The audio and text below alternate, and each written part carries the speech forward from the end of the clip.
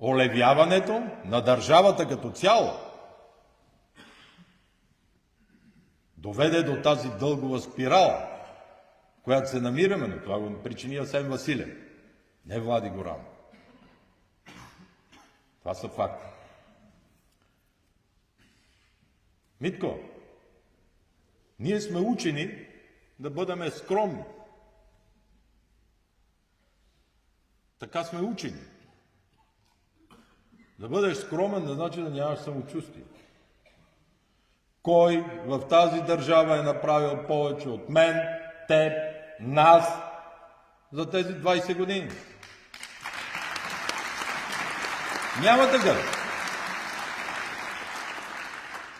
Живко ми каза за Стара Загора. Те ги изброя и малките улички, където направих. А Бургас, когато след оня пияница го заварихме, имахте ли спортна зала най-голяма в България, бе, Митко? Нямахте. Ама от дупката още я знам. Тъй санирахме блоковете около залата да е красиво. Имахте ли Тракия? Имахте ли университети? Детска болница имахте ли? Не. А пък моста и обхода за Меден рудник. Имахте ли? Не махте. Как ще се изправи Радев да се съравновава с мене? Питам, на базата на какво? 10 години е държавен глава, пръв в държавата.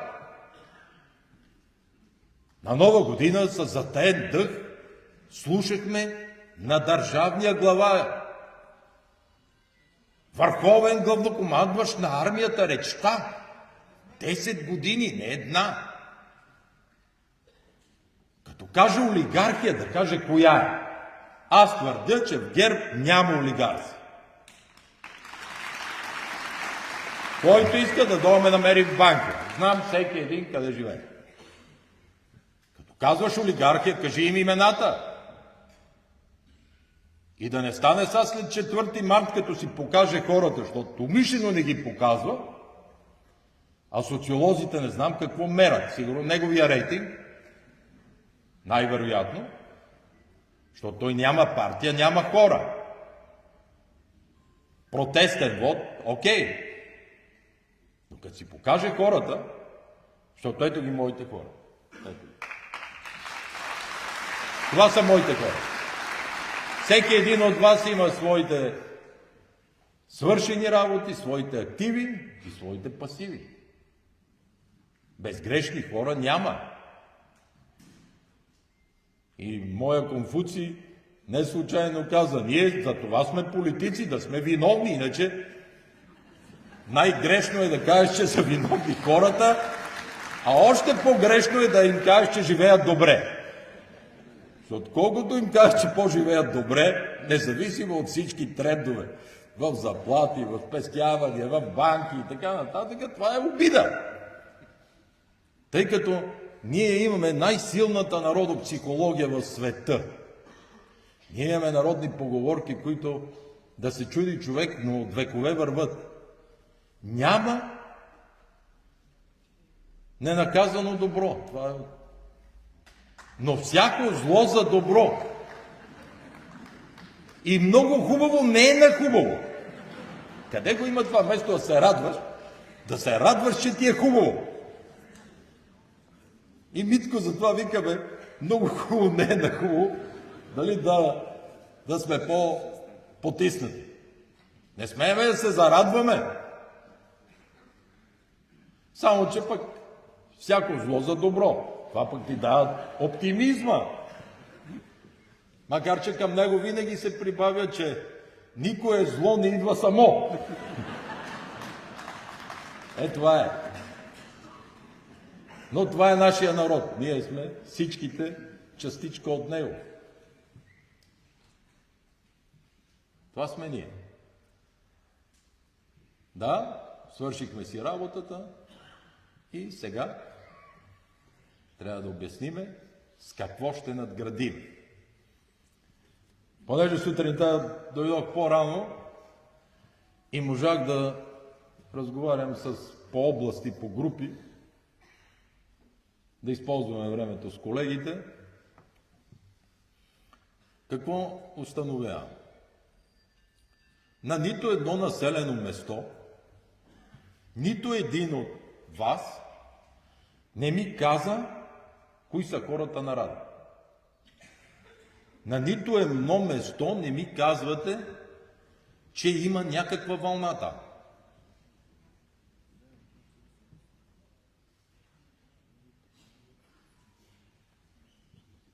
Действително, този феномен,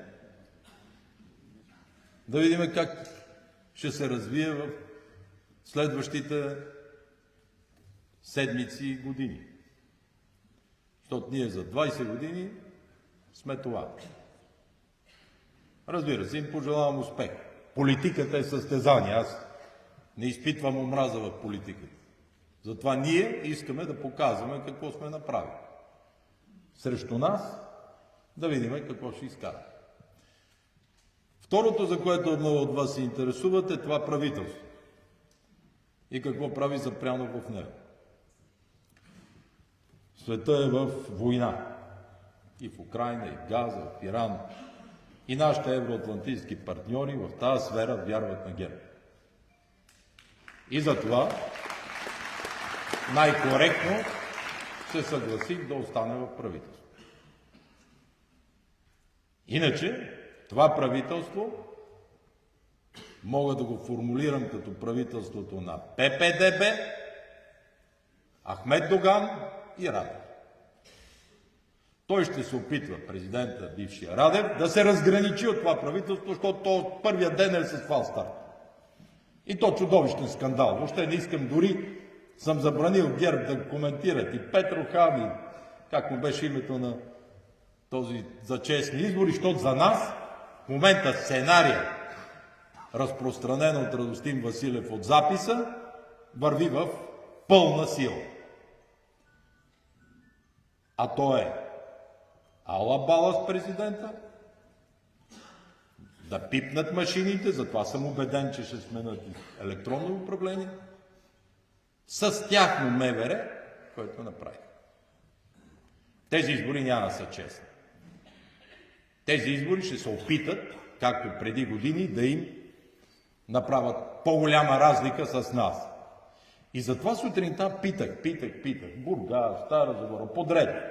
Радев там толкова 10% разлика с нас, откъде идва, кои са му хората, кое дърпа така напред. Всички казват, не знам, Младен Маринов го питам по областта, той казва, там познавам един милиционер от Стара Загора, познавам един, такива. И дали този балон не го надуват, ще видиме. Но в случая ПП-ДБ избраха Доган и обръчите от фирми. Затова дадоха Социалното министерство, Транспортното министерство. Убеден съм, че сега ще сменят областни, заместник областни управители, по горски стопанства. Земеделието също е там. И ще безчинстват. Докато сме така едини, нито Делян, нито Доган могат ни съборят. Нито Асен, нито Мирчев, нито Радев.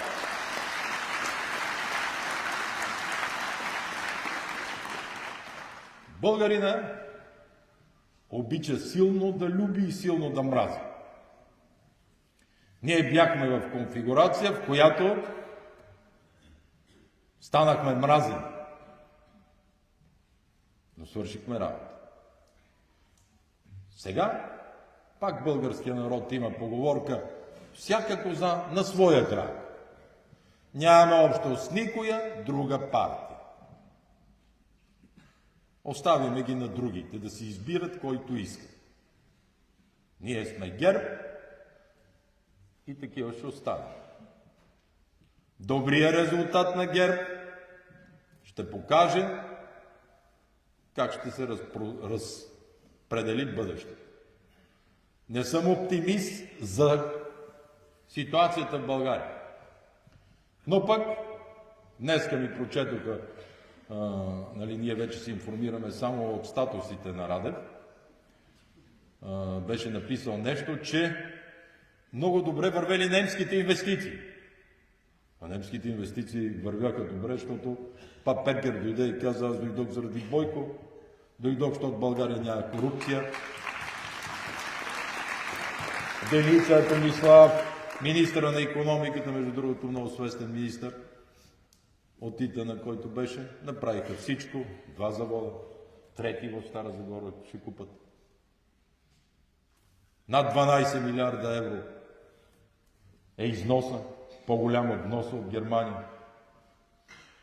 Само преди 2 седмици с канцлера Мерц водихме час разговор в 2 сфери, които Томислав ги отбеляза. IT сектора и военната промишленост. Радев ще копира ГЕРБ. Дано намери и подобни хора като нас, защото тогава ще се работи по-лесно. Защото тези, които знаем, с нищо не могат да превъзхождат моя отбор. Така че 2 месеца ще се насладиме на дружбата между Мирчев, Росенец, Ахмед Доган, само че виновен няма да е Митко Николов. Нали? Да си заплетат обръчите, да си вкарат хората в електронно управление, да пипат машините. Ние ще гледаме спокойно, защото това след това винаги се наказва. А Господ гледа и ги наказва. Дори гръмкото название вице-премиер по честни избори. Какво заглавие? Се оказва, че 5 години има забрана от Европейската комисия да припарва до избори. Значи, когато говорят, понеже казва Живко, какво питали хората, когато те говорят за върховенство на закона, ти ще разбираш незаконния арест. Когато говорят за честни избори, ще означава манипулирани избори. Когато говорят за реформи в полицията, това ще означава тяхно МВР. И задкулисие, което вчера Вучков в 120 минути издаде, че Гюров е говорил с него преди още да е номиниран. Сиреч това задкулисие Радев, Доган, Мирчев, Василев е работило през цялото това време. И те пунтимари, където ни ги обясняват, как чакали да мине, да замине, консултации правиха, единия, па другия, па третия, та да дойде време за април края, това били бързи избори, да могат да се подготви да Радев партия. Това е цялата работа.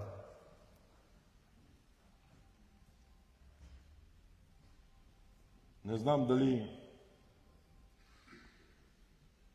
трябва да повторя. За тая 1 година ГЕРБ свърши всичко, което в тая зала говорехме преди 2-3 години. Еврозона, Шенген, план за възстановяване. Извадиха ни от мониторинговия механизъм за наблюдение 27 години.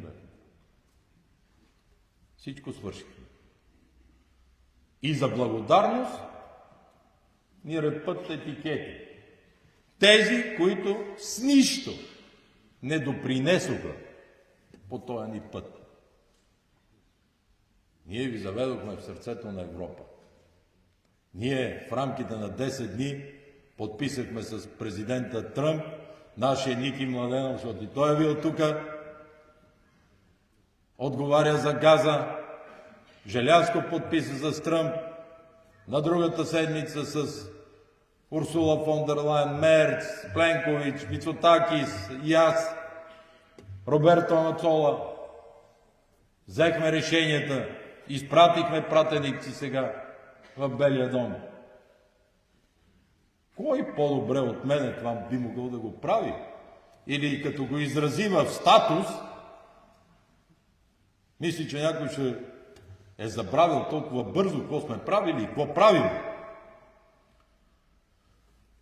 Искам да сте скромни, но на хората да обясните какво сме направили, какво още ще направиме, че като истински войници на българския народ ще изчакаме и това да мине, защото, повтарям, никое лошо не идва само. Но всяко зло е за добро.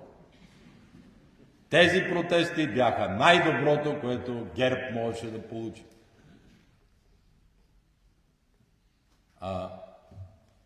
На времето с Киро Петков, като си говорихме и спорехме кой от двамата е по-голям будала,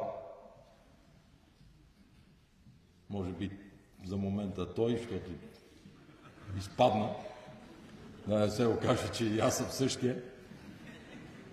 Но когато по тези теми спорехме, винаги съм си мислил, че рано или късно пък доброто побеждава. И то ще победи.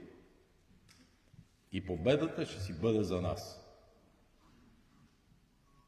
Много, много самочувствие и сила трябва да имаме.